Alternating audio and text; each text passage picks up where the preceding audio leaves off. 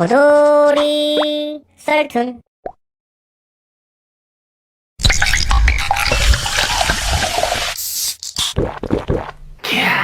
호돌이의 사이다툰. 본인은 편의점만 3년 정도 경력이 있는 오징어입니다. 상상도 못한 진상들이 많이 오는데 그 중에 나름 사이다였던 사연 말해봅니다.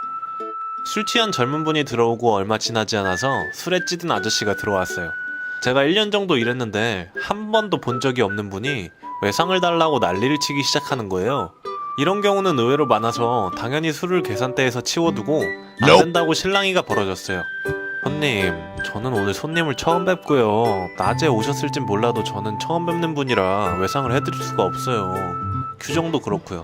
아니 내가 여기를 얼마나 왔는데 이게. 저는 손님을 처음 뵙고요. 자꾸 이러시면 영업방해로 경찰 부를 거예요. 아니 경찰 하는 순간 술 취한 젊으신 분이 욕설을 시전하시는 거예요. 돈이 없으면 술 먹지 말든가 이씨. 두 분은 시비가 붙고 결국 몸싸움까지 벌이셔서 경찰을 부르고 바닥에 떨어진 제품들을 줍는데 이 아저씨가 도망가려고 슬슬 발을 빼더라고요. 아저씨 어디 가세요? 경찰 불렀으니까 계셔야 돼요. 아니 누가 간대? 앞에서 담배 피려는 거니까 오라 그래! 그리고 몇 번 더 도망을 시전하셨으나 젊은 분이 자꾸 욕설과 시비로 붙잡아 두었고 결국 경찰이 와서 잡혀갔는데 그분이 알고 보니 횡령죄로 수배 중이신 분이더라고요. 편의점 알바들 고생하니까 이러지 좀 맙시다.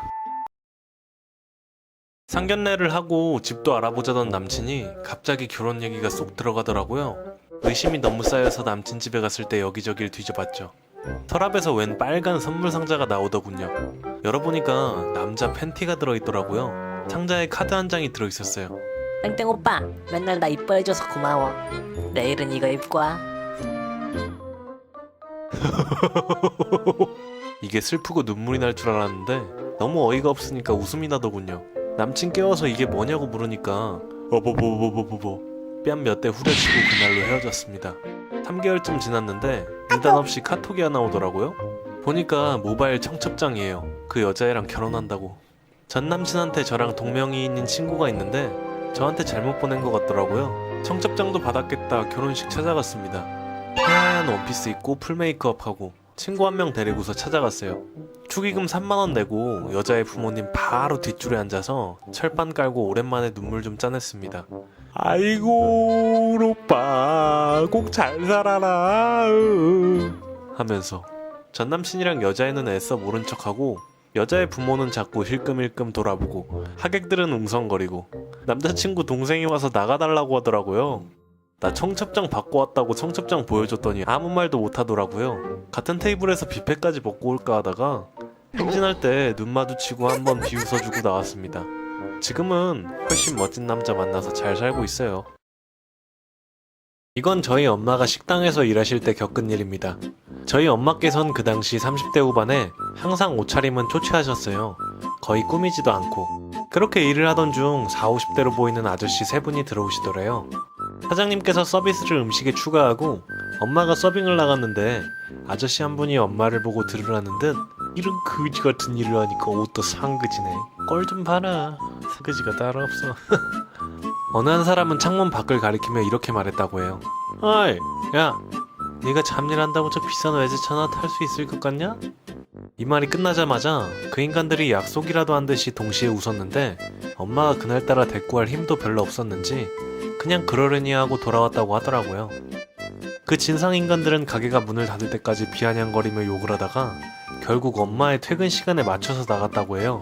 가게를 나와서도 끝까지 엄마의 뒤에서 야, 쟤 차 키 드는 거 보니까 차는 있나 보다 하면서 비아냥.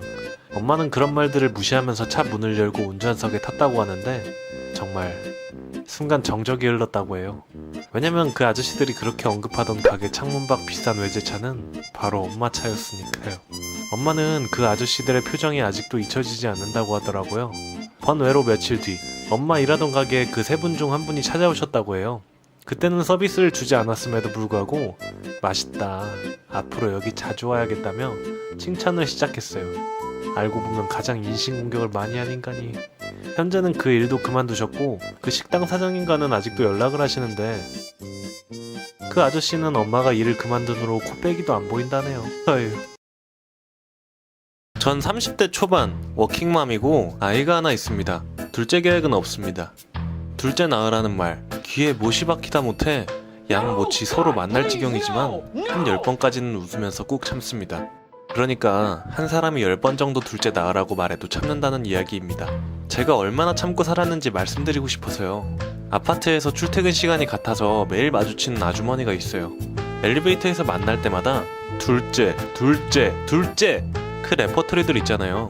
첫째 외롭다, 둘은 낳아야 한다, 인구가 어쩌고 저쩌고. 낳을 생각 없다고 둘째가 첫째 장난감이냐고 웃으면서 대응하고 말았는데 횟수가 하루 한 번씩만 해도 몇 달이니 더 이상 견딜 수가 없게 되었습니다. 하루는 엘리베이터를 타고 올라가는데 다른 집 할머니도 계신 자리였어요. 그날도 둘째 타령하고 그 아줌마가 내리셨는데 다른 집 할머니가 한마디 하십니다. 지 딸은 35살 먹어서 시집도 못 갔으면서 왜 지랄인겨? 그 소리 듣고 진짜 웃음만 나오더라고요. 그리고 이것저것 받아칠 멘트를 준비하고 다음날이 오기를 기다렸습니다. 다음날 어김없이 이번에는 엘리베이터 앞에서 마주쳤네요. 이번에는 대화가 길었어요. 둘째, 안 나? 따님 결혼 안 시키세요? 우리 딸 결혼 안 한 건 어떻게 알았어? 그냥 지나가다 들었어요. 35이라며요. 아직도 왜 시집을 못 갔대요? 짝을 못 만나서 그렇지. 그런데 둘째 안 나? 제가 손자리 주선할까요? 직업이 어떻게 되세요? 간호사 일하다가 잠깐 쉬고 있어. 전에 어느 병원에서 일하셨는데요? 그건 알아서 뭐하게. 내과에서 일했는데. 개인 병원이죠? 선자리는 좀 힘들겠네요. 직장이 있어야 소개시켜드리죠. 아무나 잡아서라도 빨리 결혼해서 애 낳으셔야겠어요. 노산이네 노산. 첫째도 낳기 힘들겠네. 우리 딸이 결혼을 하든 애를 낳든 말든 뭔 상관이래? 아줌마는 뭔 상관이시길래 저한테 볼 때마다 둘째 낳으라고 하세요? 그 아줌마 말문 턱 막혀서 씩씩거리면서 계단으로 올라가시더라고요. 저 아줌마 한 방 먹이고 집에 들어가서 혼자 야호! 핑미 핑미 핑미야 거리면서 춤췄어요. 화병 나기 일보 직전이었거든요. 안녕하세요. 21살 남자입니다. 때는 작년 2019년 12월이었어요. 저는 새벽에 산책 나가는 걸 좋아해서 그날도 새벽 3시쯤에 나가서 산책하다 왔어요. 집에 거의 도착할 때쯤 한 고등학생물이 8명 정도가 막 소리 지르면서 다니는 거예요. 아마 술 마신 걸로 추정되는데 그걸 보면서 뭐 곧 성인이니 그럴 수 있지 그러면서 아무 생각 없이 걷는데 그 무리랑 저희 집 쪽 방향이 같은 거예요. 별 생각이 없었는데 같은 아파트 쪽으로 들어가더라고요. 저는 엘리베이터를 먼저 탔는데 밑에서 소리가 계속 들리는 거예요. 그래서 엘리베이터를 내린 후 층수를 확인해보니 저희 집보다 2층 위에서 멈추더라고요. 그래서 집에 그냥 들어갔죠. 그리고 씻고 다시 잘 준비를 해서 침대에 누워있는데 10분 뒤에 소리가 들리는 거예요. 조금 있으면 잠잠해지겠지 하면서 잠을 청했는데 다시 10분쯤 있다가 누가 창문을 열고 큰 소리로 노래를 하고 가구를 부셨는지 계속 와장창 소리가 나면서 엄청 시끄러웠어요. 저는 귀찮은 일에 말려들기가 싫어서 경찰서에 전화를 걸었죠. 그리고 경찰한테 층간소음 때문에 그러는데 혹시 훈계 조치만 가능하냐고 물어보니까 경찰이 귀찮아하는 말투로 그런 건 경비실에 말하라면서 계속 안 갈 것 같다는 말투로 말했어요. 일단 알았다고 하고 경비실 인터폰을 했는데 역시 잠에 드셨는지 받지 않으시더라고요. 그래서 딱 10분만 참아보자 생각하고 다시 누웠는데 아까보다 점점 더 시끄러워지더라고요. 2층 위에서 여기까지 시끄러울 정도면 윗집은 엄청 시끄러울 게 분명한데 위층 사시는 분이 연세가 있고 노부부가 살고 있어요. 그리고 요즘 고등학생들 무서우니 시끄러워도 말 못하는구나 생각했죠. 참고로 저는 덩치가 좀 큰 편입니다. 키는 180에 90kg로 좀 운동도 했었죠. 그리고 그때 30분 정도 누워있어서 머리도 붕 떴는데 결국 화난 상태로 옷 대충 갈아입고 슬리퍼 끌고 계단으로 올라갔어요. 2층 위에 가까워질수록 소리가 점점 더 커지는 게 느껴지더라고요. 도착을 해서 심호흡 한 번 하고 문을 3개 두드렸습니다. 그러더니 갑자기 한순간에 조용해지고 조그맣게 뭐야 무슨 일인데 이런 소리가 들리더군요. 잠시 기다렸는데 문을 열질 않길래 문을 열 때까지 큰 소리로 문을 두들겼습니다. 그제서야 문이 열리면서 한 명이 나오더군요. 그 뒤에 7명 정도 조심스럽게 절 보고 있더군요. 문이 열리자마자 바로 욕을 박았습니다. 야 이 X들아 지금 몇 시인데 이 지랄 하고 있냐고. 야 니들이 사람 X냐고 하니까 문 앞에 있는 애가 고개 숙여서 죄송합니다 하고 그 뒤에 애들도 따라서 죄송합니다 하더라고요. 그러고 집으로 돌아갔습니다. 그리고 집에 들어가서 침대에 누우니까 개미 새끼도 안 지나갈 정도로 소리가 안 나더라고요. 결국 편안히 잤습니다.